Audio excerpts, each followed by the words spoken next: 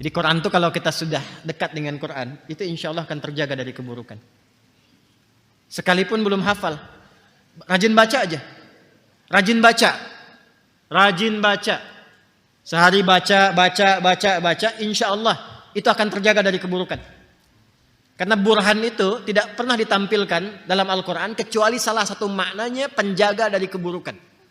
Ya, itu yang menjadikan diantara orang mulia. Cobalah baca kisah-kisah orang saleh.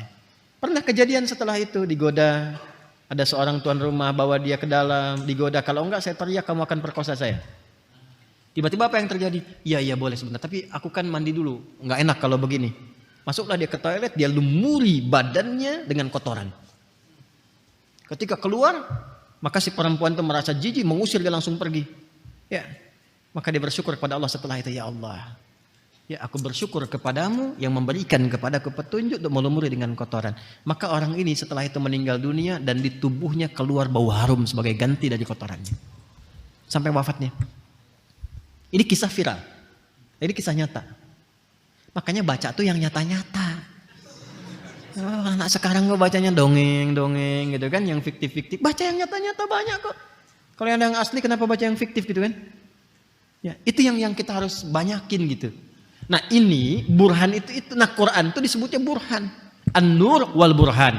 Cahaya yang menghilangkan kegelapan. Gelap itu kan banyak maknanya. Gelap itu bisa dosa. Gelap itu bisa kalut. Sedang gelisah, sedang kalut. Ambil wudhu, buka mushaf, baca Quran. Tenang. Ketika maksiat ada burhan terjaga. Itulah Quran. Dan kalau ada orang salah, terjebak dalam keburukan, bukan direndah-rendahkan. Dibimbing untuk jadi baik.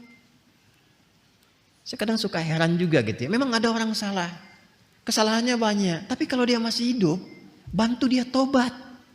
Ya, jadi bukan kita sibuk untuk menghujat, bantu.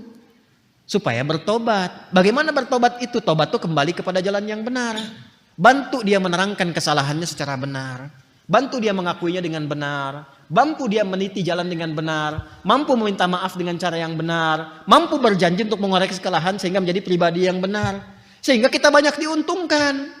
Kesalahannya terbuka, dosa-dosanya terampuni, yang kurang bisa diperbaiki, yang salah kemudian juga diperbaiki, dihukum sesuai dengan kesalahan, dan untungnya dia tobat menjadi yang baik.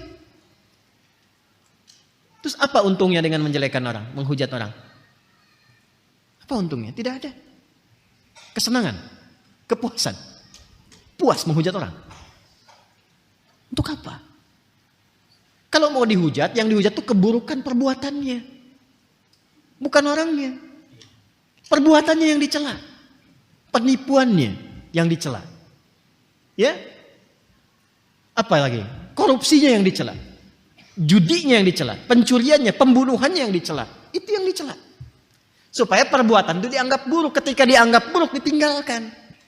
Makanya dulu perilaku yang buruk itu dilekatkan kalimat-kalimat yang buruk pula. Nggak diperbagus. Dulu, maaf ibu ya, perempuan yang keluar malam kan kata-katanya langsung kotor. Laki-lakinya juga begitu, pezina.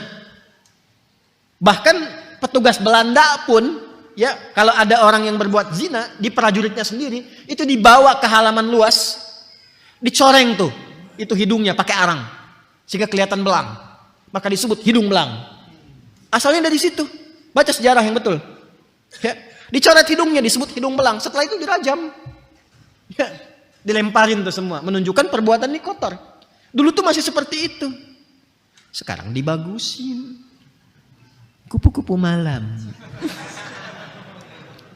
Koruptor. Udah sebut maling. Itu kan? Ya, pencuri misalnya. Itu kan? Jangan dihalus-halusin. Pezina. Sebut pezina. Udah. Jangan dibagus-bagusin. Transgender ini aku nggak usah. Dan kita doakan, bimbing doakan. Tapi jangan dibikin bagus. Ya Allah, semoga Allah ampuni kita semua ya. Ya. Kalau ngaji aja, nggak usah nyindir-nyindir orang lain, ya. Tapi kalau tersindir atau merasa, ya maka diperbaiki. Ya, saya pernah sebut nama tidak? Tidak. Dan memang tidak perlu menyebut nama, karena memang bukan ditujukan untuk nama-nama tertentu.